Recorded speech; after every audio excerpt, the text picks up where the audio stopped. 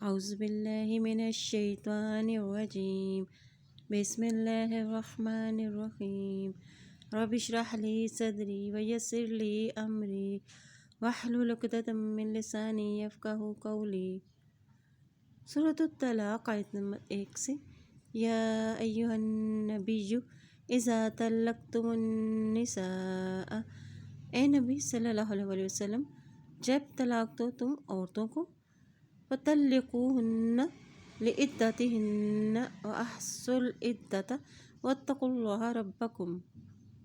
تو طلاق دو ان کو ان کی عدت کے لیے اور شمار کرو عدت کو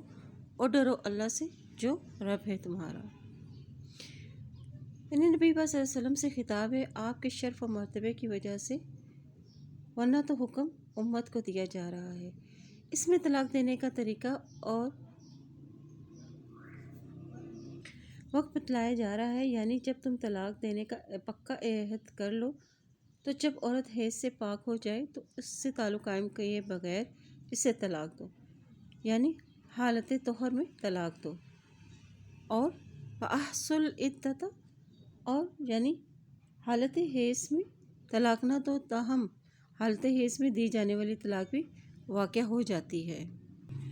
اور تاہم اس کی ابتدا اور انتہا کا بھی خیال رکھو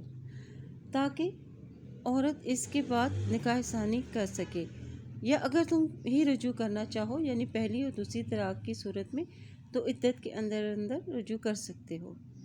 واتقوا اللہ ربکم، اور ڈرو اللہ سے جو رب ہے تمہارا۔ لا تخرجوہن من بیوتہن، اور نہ تم نکالو ان کو اپنے گھروں سے، یعنی طلاق دیتے ہی عورت کو اپنے گھر سے مت نکالو، بلکہ عورت عدت تک اس گھر میں ہی رہنے دو اس کو، اور اس وقت تک رہائش و نان و نفقہ بھی تمہاری ہی ذمہ داری ہے۔ اور ولا یخرجن، اور نہ وہ نکلیں، یعنی عورت عدت کے دوران خود عورتیں بھی گھر سے باہر نہ نکلیں۔ اس میں اللہ کی حکمت یہ ہے کہ شاید ان دونوں کے درمیان اتفاق کی کوئی صورت بن جائے۔ الا ان یاتین بفاحشۃ مبینہ، مگر یہ کہ وہ آئیں بے حیائی کو کھلی، یعنی اگر وہ بدکاری کا ارتکاب کر بیٹھیں یا بد زبانی یا بد اخلاقی کا مظاہرہ کر بیٹھیں۔ وَتِلْكَ حُدُودُ اللَّهِ، اور یہ اللہ کی حدود ہیں، یعنی مذکورہ احکام اللہ کی حدود ہیں جن سے تجاوز خود اپنے اوپر ہی بڑا ظلم ہے۔ وَمَن يَتَعَدَّ حُدُودَ اللَّهِ فَقَدْ ظَلَمَ نَفْسَهُ لَا تَدْرِي لَعَلَّ اللَّهَ يُحْدِثُ بَعْدَ ذَلِكَ أَمْرًا، اور جو تجاوز کرے گا اللہ کی حدود سے تو تحقیق اس نے ظلم کیا اپنے ہی جان پر، نہیں تم جانتے شاید کہ اللہ پیدا کر دیں بعد ان کے کوئی صورت کو، یعنی مرد کے دل میں متعلقہ عورت کی رغبت پیدا کر دے اور وہ رجوع کرنے پر آمادہ ہو جائے، جیسا کہ پہلی اور دوسری طلاق کے بعد خاوند کو عدت کے اندر رجوع کرنے کا حق حاصل ہے۔ اس لیے بعض مفسرین کی رائے ہے کہ اس آیت میں اللہ تعالیٰ نے صرف ایک ہی طلاق دینے کی تلقین کی، بیک وقت 3 طلاقیں دینے سے بھی منع فرمایا گیا ہے۔ نان و نفقہ دینے کی جو تاکید کی گئی ہے جن عورتوں کو ان کے خاوندوں نے پہلی یا دوسری طلاق دی ہو، کیونکہ اس میں خاوند کے رجوع کرنے کا حق برقرار رہتا ہے، اور جس عورت کو مختلف اوقات میں 2 طلاقیں ہو چکی ہوں تو تیسری طلاق بائنہ ہوگی، تو پھر اس کی رہائش و نان نفقہ خاوند کے ذمہ نہیں، پھر اسے فوراً دوسرے گھر منتقل کر دیا جائے، کیونکہ اب خاوند رجوع کرنے کا حق نہیں رکھتا۔ فَإِذَا بَلَغْنَ أَجَلَهُنَّ فَأَمْسِكُوهُنَّ بِمَعْرُوفٍ أَوْ فَارِقُوهُنَّ بِمَعْرُوفٍ وَأَشْهِدُوا ذَوِي عَدْلٍ مِنكُمْ وَأَقِیمُوا الشَّهَادَةَ لِلَّهِ، اور پھر جب وہ پہنچے اپنی مدت کو تو روک لو ان کو بھلے طریقے سے یا جدا کر دو ان کو ساتھ بھلے طریقے سے، یعنی متعلقہ کہ عدت 3 ہے سے اگر رجوع کرنا مقصود ہو تو عدت ختم ہونے سے پہلے رجوع کر لیا جائے، بس صورت دیگر انہیں پھر معروف طریقے سے انہیں اپنے سے جدا کر لو۔ وَأَشْهِدُوا ذَوِي عَدْلٍ مِنكُمْ، اور 2 عدل والوں کو تم میں سے گواہ بنا لو، یعنی اس رجعت اور بعض کے نزدیک طلاق پر گواہ بنا لو، گواہ بنا لینا بہتر ہے تاکہ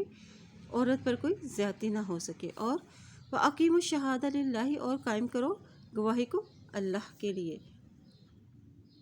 یہ تاکید گواہوں کو ہے کہ وہ کسی دباؤ یا لالچ کے بغیر گواہی دیں۔ آزمائشوں سے نکلنے کا راستہ اللہ خود ہی پیدا کر دیتا ہے۔ ذالکم یوعظ بہ من کان یؤمن باللہ والیوم الآخر،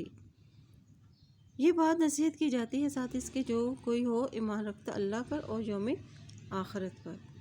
وَمَن يَتَّقِ اللَّهَ يَجْعَل لَّهُ مَخْرَجًا، اور جو ڈرے گا اللہ سے اور وہ پیدا کر دے گا اس کے لیے نکلنے کا راستہ، یعنی تقویٰ کے ساتھ زندگی آسان ہو جاتی ہے۔ تقویٰ مشکلات اور مصیبت سے نکلنے کا راستہ بتلاتا ہے اور خیر کا راستہ بھی نکل آتا ہے۔ وَيَرْزُقْهُ مِنْ حَيْثُ لَا يَحْتَسِبُ، اور اس دے گا اس کو جہاں سے نہ وہ گمان کرتا ہوگا۔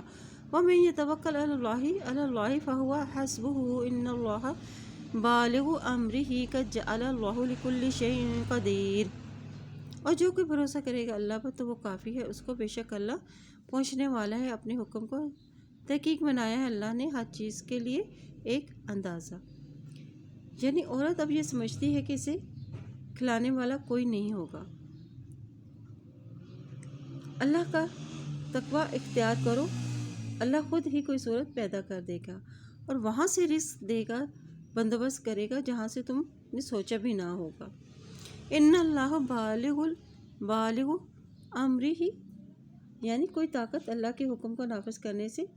نہیں روک سکتی، وہ جو چاہتا ہے وہ کرتا ہے، وہ سب سے بڑی طاقت ہے اور اسی پر بھروسہ کرے۔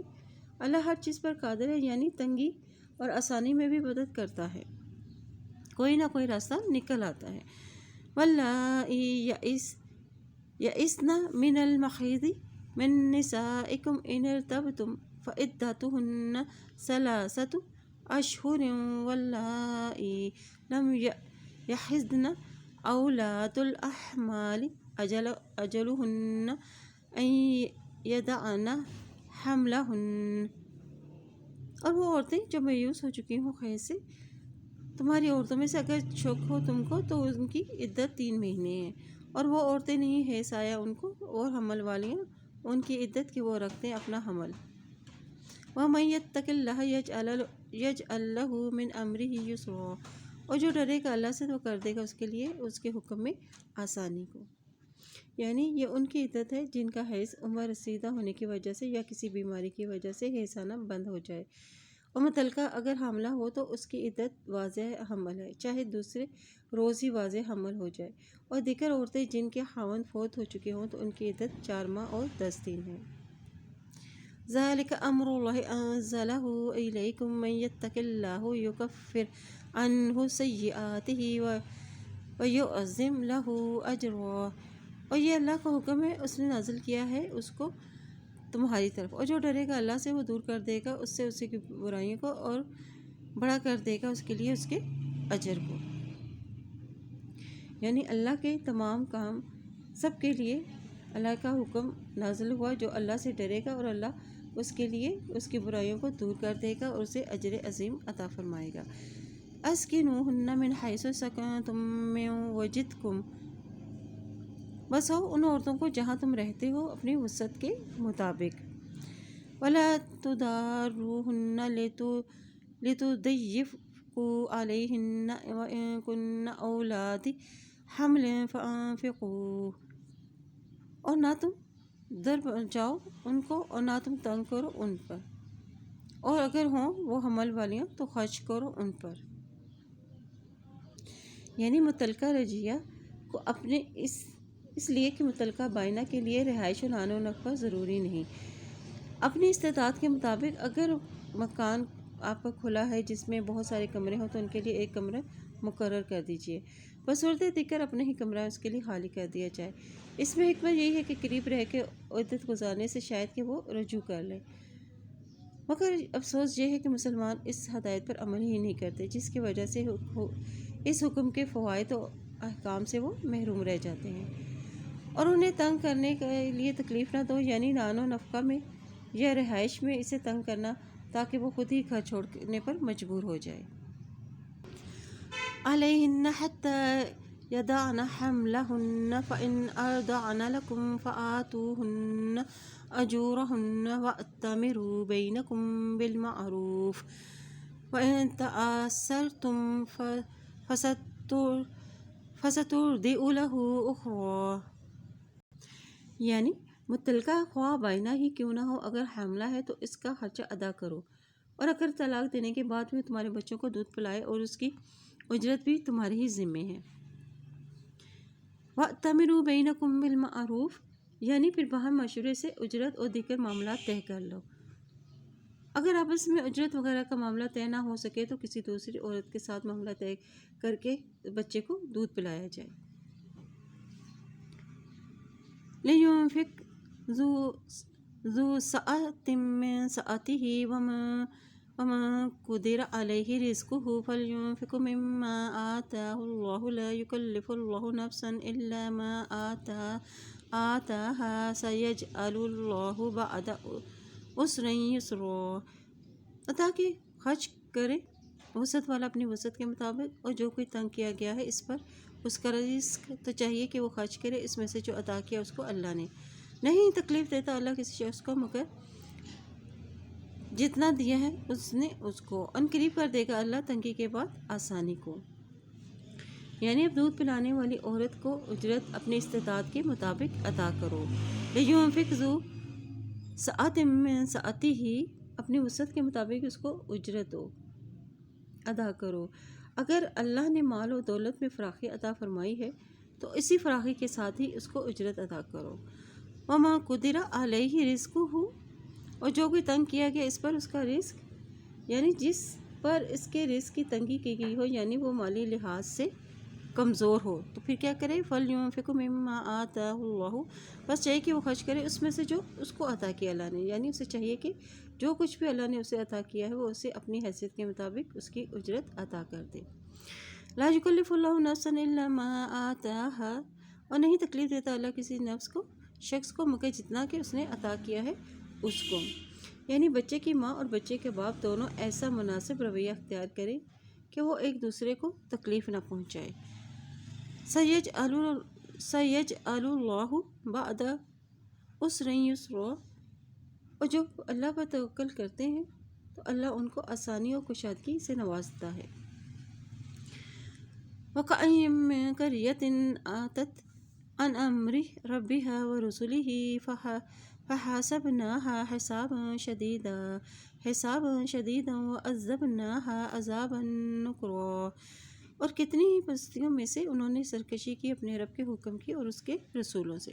تو حساب لیا ہم نے اس سے حساب سخت، اور عذاب دیا ہم نے اس کو سخت عذاب، یعنی جنہوں نے اپنے رب اور اس کے رسول کی باتوں کو نہیں مانا تو ہم نے ان سے سخت عذاب لیا اور بری طرح سزا دی۔ فَذَاقَتْ وَبَالَ أَمْرِهَا وَكَانَ عَاقِبَةُ أَمْرِهَا خُسْرًا، تو اس نے دیکھا چکھا وبال اپنے ہی کام کا اور ہے انجام اس کے کام کا ناکافی۔ أَعَدَّ اللَّهُ لَهُمْ عَذَابًا شَدِيدًا فَاتَّقُوا اللَّهَ يَا أُولِي الْأَلْبَابِ الَّذِينَ آمَنُوا قَدْ أَنزَلَ اللَّهُ إِلَيْكُمْ ذِكْرًا، تیار کیا ہے اللہ نے ان کے لیے سخت عذاب، بس ڈرو اللہ سے اے عقل والو، اور وہ لوگ جو ایمان لائے ہیں، یعنی یہی عقل والے لوگ، کا تحقیق انزل اللہ، نازل کیا اللہ تعالیٰ نے، یعنی قرآن کو نازل کیا، الیکم تمہاری طرف، ذکر ایک ذکر کو، رسول یتلو علیکم آیات اللہ مبینات لیخرج الذین آمنوا وعملوا الصالحات من الظلمات الی النور ومن یؤمن باللہ ویعمل صالحا یدخلہ جنات تجری من تحتها الانہار خالدین فیہا ابدا قد احسن اللہ لہ رزقا، اور بھیجا ایک رسول کو جو پڑھتا ہے تم پر اللہ کی آیات واضح، تاکہ نکال لے ان لوگوں کو جو ایمان لائے ہیں انہوں نے عمل کیے اچھے، اندھیروں سے نور کی طرف، اور جو کہ ایمان لائے گا اللہ پر اور عمل کرے گا اچھے، وہ داخل کرے گا ان کو باغوں میں، بہتی ہیں اس کے نیچے سے نہریں، ہمیشہ رہنے والے ہیں اس میں ہمیشہ ہمیشہ۔ تحقیق اچھا دیا اللہ نے اس کے لیے رزق کو۔ یہاں ذکر سے مراد قرآن مجید ہے، رسول نبی صلی اللہ علیہ وسلم، یعنی اس قرآن کو پڑھو کہ اسے سمجھو، ایک سمجھنے کے لیے ایک رسول بھیجا جو اس ذکر یعنی اس قرآن کو تم پر پڑھ کر سناتا ہے۔ ذکر اور رسول کے آنے کا مقصد تاکہ وہ ایمان والوں کو کیا کرے، لیخرج الذین آمنوا وعملوا الصالحات من الظلمات الی النور، یعنی قرآن کے ذریعے سے لوگوں کو اخلاقی پستیوں سے، شرک و گمراہی کے اندھیروں سے نکال کر ایمان اور عمل صالح کی روشنی کی طرف لاتا ہے۔ اور جنت میں وہی یعنی اہل ایمان داخل ہوں گے جنہوں نے صرف زبان سے ہی نہیں ایمان کا اظہار کیا، بلکہ انہوں نے ایمان کے تقاضوں کے مطابق فرائض پر عمل کر کے بھی دکھایا۔ اللہ الذی خلق السبع، اللہ وہ ذات ہے جس نے پیدا کیا 7 سماوات ومن الارض مثلہن، آسمانوں کو اور زمین میں سے انہی کی مانند، یعنی 7 آسمانوں کی طرح اللہ تعالیٰ نے 7 زمینیں بھی پیدا کی۔ حدیث میں ہے جس نے کسی کی ایک بالش زمین پر ہتھیا لی تو وہ قیامت والے دن اس زمین کا اتنا حصہ 7 زمینوں سے توق بنا کر اس کے گلے میں ڈال دیا جائے گا۔ یتنزل الامر بینہن لتعلموا ان اللہ علی کل شیء قدیر وان اللہ قد احاط بکل شیء علما، یعنی جس طرح ہر آسمان پر اللہ کا حکم نافذ ہوتا ہے، اسی طرح ہر زمین پر بھی اس کا حکم چلتا ہے۔ آسمانوں کی طرح 7 زمینوں پر بھی وہ تدبیر فرماتا ہے، بس اس کے علم سے کوئی چیز باہر نہیں ہے۔ سبحان اللہ وبحمدہ عدد خلقہ ورضا نفسہ وزینۃ عرشہ ومداد کلماتہ۔ سبحانک اللہم وبحمدک اشہد ان لا الہ الا انت استغفرک واتوب الیک۔